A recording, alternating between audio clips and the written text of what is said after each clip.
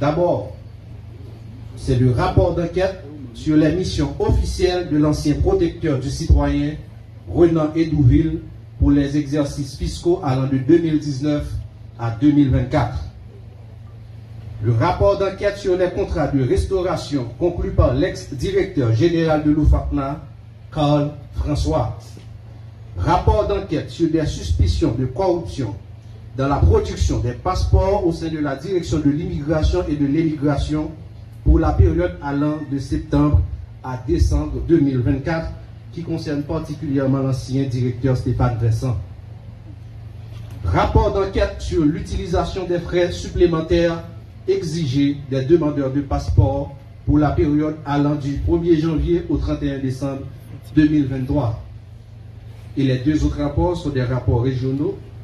C'est le rapport d'enquête sur les allégations de corruption faites à l'encontre de certains employés et cadres du centre de réception et de livraison de documents d'identité de Saint-Maur. Et enfin, le rapport d'enquête concernant le chef du service de l'enregistrement et des opérations domaniales à la direction départementale des impôts du centre DDIC, Gerline Joseph.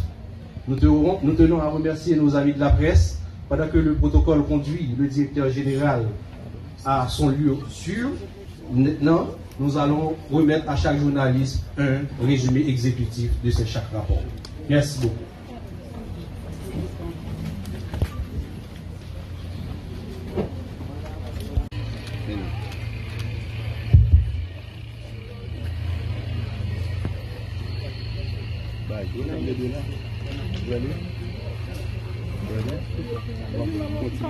Je suis capable de prendre je suis capable de prendre le téléphone. Oui, côté pas le téléphone. Je suis capable de prendre le téléphone.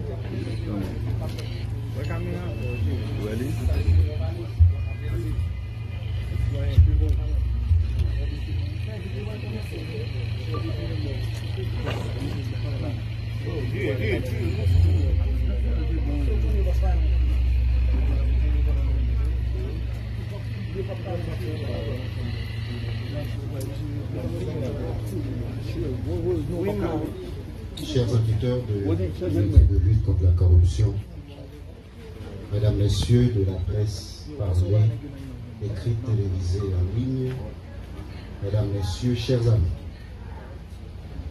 Haïti vit l'un des pires moments de son existence. Un reculement démocratique inquiétant, une instabilité institutionnelle préoccupante, une crise sécuritaire étouffante, une situation humanitaire déshumanisante. Nos enfants, nos jeunes, nos filles, nos femmes sont tués, violentés, humiliés.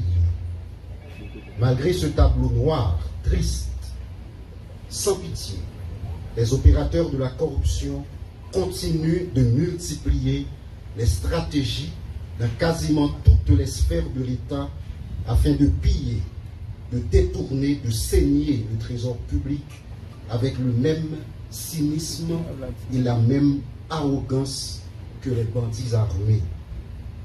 Que ceci soit clair, de notre lieu à l'UNCC, nous ne faisons aucune différence entre ceux qui nous terrorisent, qui assassinent la population civile, et ceux qui nous volent et qui s'enrichissent illicitement. Aujourd'hui encore, l'unité de lutte contre la corruption, cet organisme transformé et vivifié, assumant avec courage et impartialité son rôle, droit dans ses bottes, en tant maître et comme de fait, mais devant leurs responsabilités des agents publics, des hauts fonctionnaires qui ont porté atteinte à la probité, à l'éthique, en commettant sciemment des actes de corruption.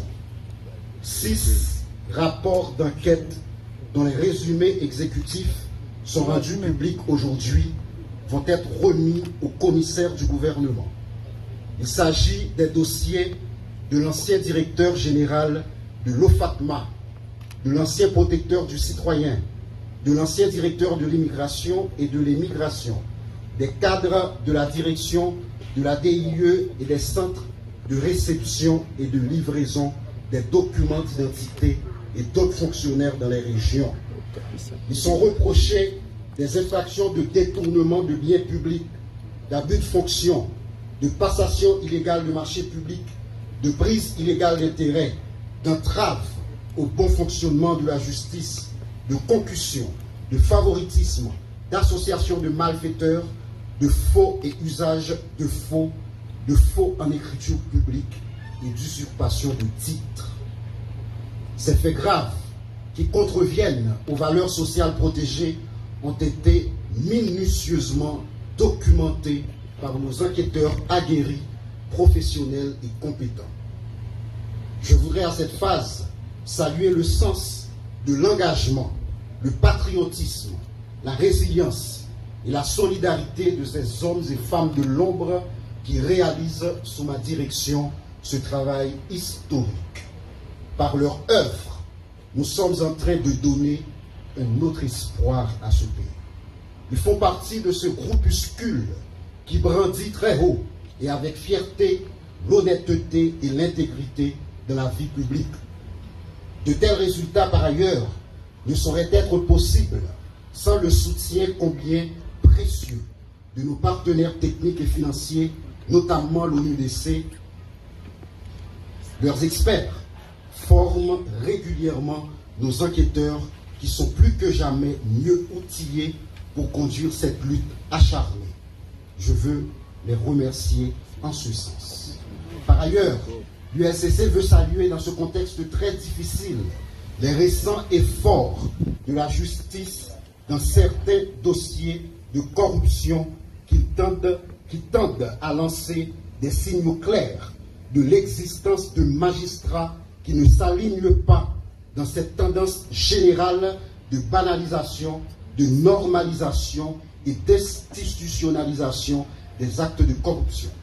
Il est plus que jamais nécessaire que ce bras technique mais autonome que nous sommes pour la justice, qui doit certainement rester indépendante, soit plus sollicité, car ce domaine est complexe et spécialisé. C'est d'ailleurs dans cette compréhension que l'État haïtien a créé l'unité de lutte contre la corruption.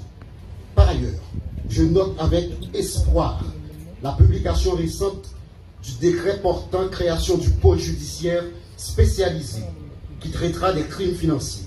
Je porte aussi l'espoir que ce pôle sera rapidement rendu opérationnel et doté de ressources suffisantes et de magistrats compétents spécialisés en la matière et notamment reconnus pour leur intégrité et leur impartialité.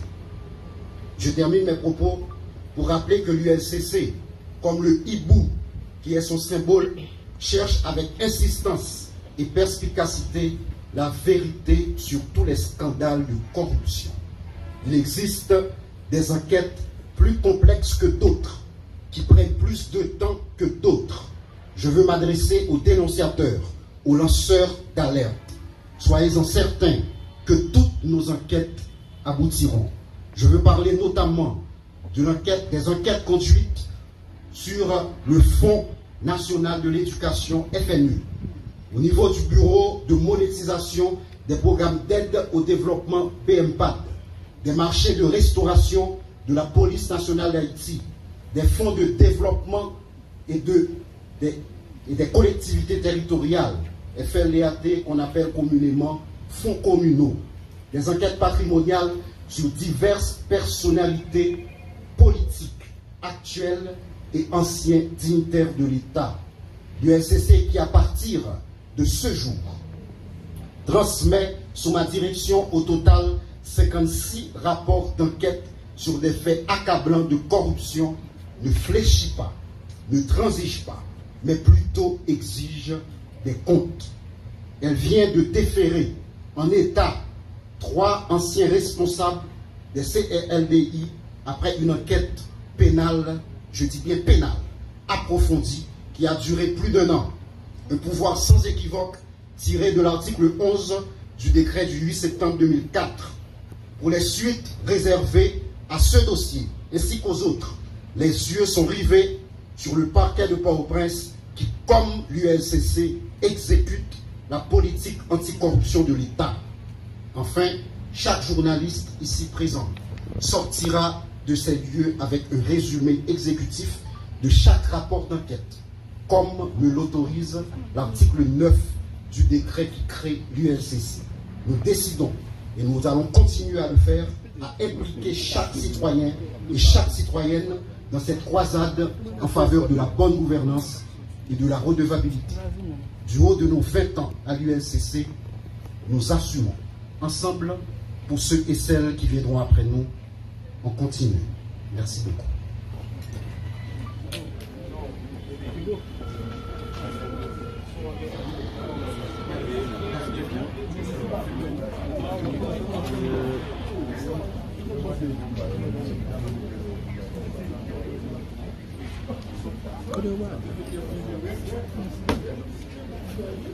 Merci.